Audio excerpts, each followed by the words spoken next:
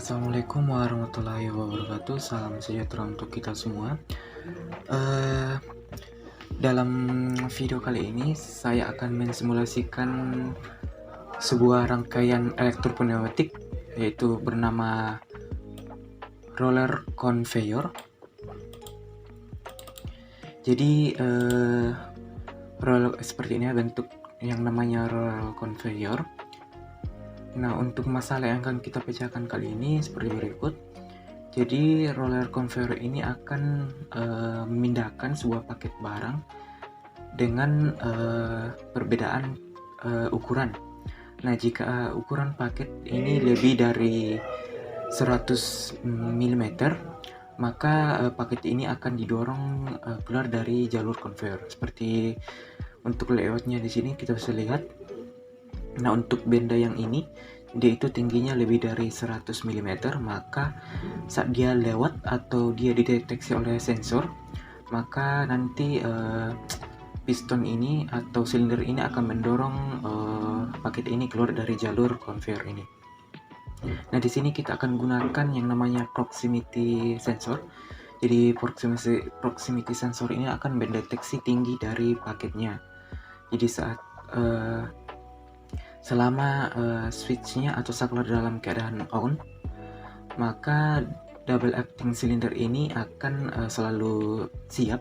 Nah, jika ada paket yang tingginya lebih dari 100 mm, maka dia akan mendorong paket ini keluar dari jalur conveyor ini. Nah, nanti piston ini akan kembali ke posisi semula secara otomatis ya.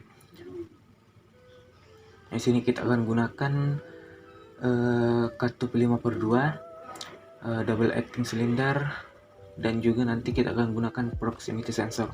Biasanya untuk masalah seperti ini biasanya kita gunakan yang optical sensor ya.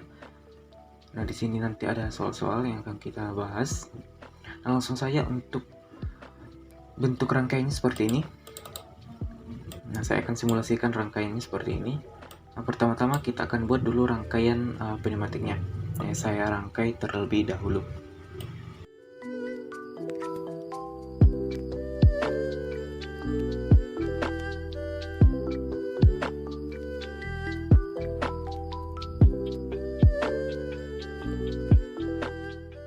Oke, jadi seperti ini. Saya ganti aktuasi kiri dan kanannya. Untuk aktuasi kirinya kita gunakan solenoid, sedangkan aktuasi kanannya kita gunakan spring retronya. Nah, seperti ini untuk rangkaian pneumatiknya. Oke, kita lanjut ke rangkaian elektriknya atau rangkaian kontrolnya seperti ini. Nah, di sini kita gunakan yang optical ya. Kita gunakan saya yang optical proximity. Langsung saya rangkai seperti ini dulu.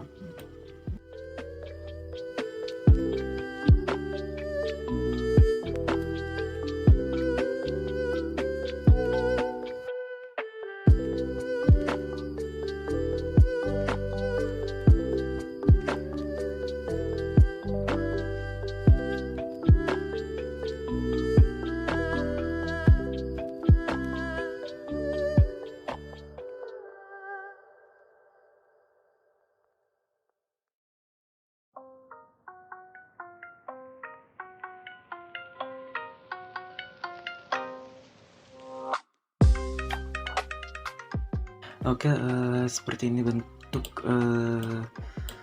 rangkaian kontrolnya. Nah, di sini saya sudah berikan nama-namanya. Untuk yang ini kita sesuaikannya, kita beri nama M1. Nah, di sini juga kita berikan aktuasi, tapi hanya untuk yang keduanya saya kita beri nama B2 dengan begin 100 dan juga N-nya itu 100. Nah, seperti ini. Nah, di sini kita bisa atur bukaan seperti apa.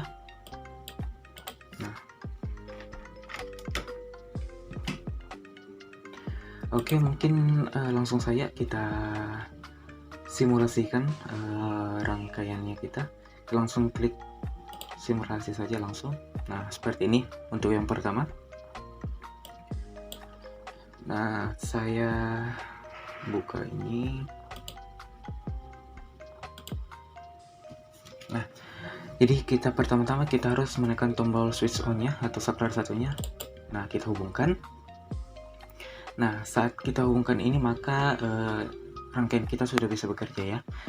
Nah, di sini karena kita menggunakan optical proximity, jadi kita andaikan saja bahwa saat saya menekan proximity ini maka dia mendeteksi bahwa ada paket lewat yang tingginya lebih dari 100 mm.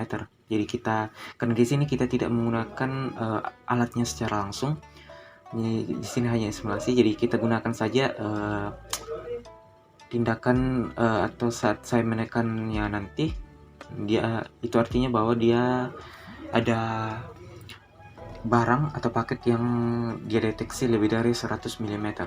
Nah, langsung saja di sini kita sudah aktifkan. Nah, di sini dia sudah mendeteksi ya, dia mendeteksi. Nah,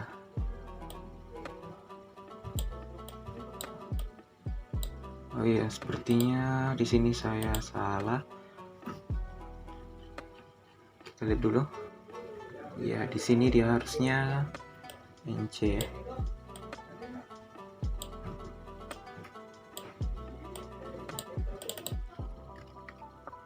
Nah, seperti itu. Langsung. Nah, kita on kan. Nah, di sini kita andaikan bahwa ada dia sudah mendeteksi proximity optikalnya aktif. Nah, dia mendorong paket keluar. Nah, kemudian dia mendeteksi ada lagi paket yang lebih dari 100 mm. Nah, dia mendorong lagi dan dia akan kembali otomatis karena di sini kita menggunakan yang namanya katup 5/2 single solenoid ya. Nah, misalnya dia di sini ada paket, misalnya 5 paket yang lewat, 5 paket yang tingginya lebih dari 100 mm, dia aktif terus ya. Nah, dia akan aktif terus. Nah, seperti ini.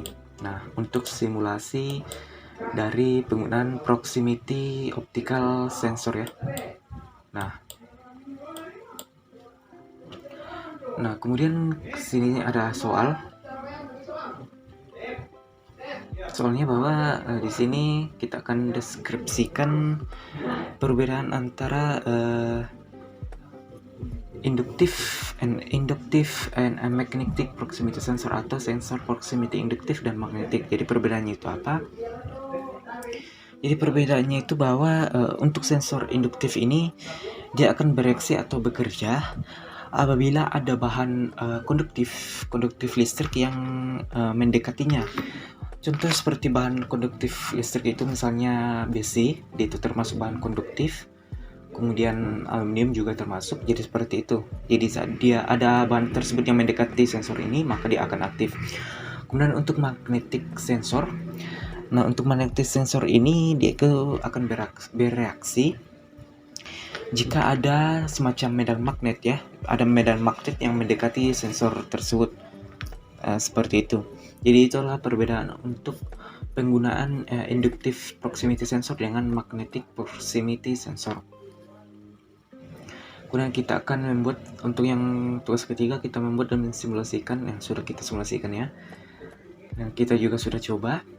Nah, yang terakhir kita akan deskripsikan perbedaan fungsi antara 5/2 katup single solenoid dan juga double solenoid. Jadi perbedaannya itu sebenarnya hanya terletak pada aktuasinya saja ya. Jadi untuk katup 5/2 single solenoid ini seperti ini contohnya. Jadi ini adalah contoh untuk katup 5/2 single solenoid. Jadi dia hanya menggunakan satu solenoid, hanya ini. Jadi arah kembalinya itu kita tidak bisa atur ya, karena dia di sini menggunakan namanya pengembali. Jadi ini dia akan otomatis kembali sendirinya. Sedangkan untuk katup 5/2 double solenoid ini dia itu seperti ini bentuknya. Nah, seperti ini. Untuk kedua aktuasinya dia gunakan valve solenoid atau solenoid valve. Jadi untuk baik kerja maju maupun mundurnya itu kita bisa atur ya. Kita bisa atur untuk maju dan mundurnya. Sedangkan untuk single itu kita hanya bisa atur satu sisi saja, sedangkan satu sisinya itu dia langsung diatur oleh namanya spring return atau per pengembali. Jadi mungkin itu saja untuk simulasi dari Royal Conveyor menggunakan optical proximity sensor seperti ini. Jadi sekian untuk simulasi dari roller conveyor menggunakan optical proximity sensor. Jadi sekian dari saya untuk simulasinya. Apabila ada penjelasan yang kurang baik atau bahkan keliru, mohon dimaafkan. Sekian dari saya. Wassalamualaikum warahmatullahi wabarakatuh. Terima kasih.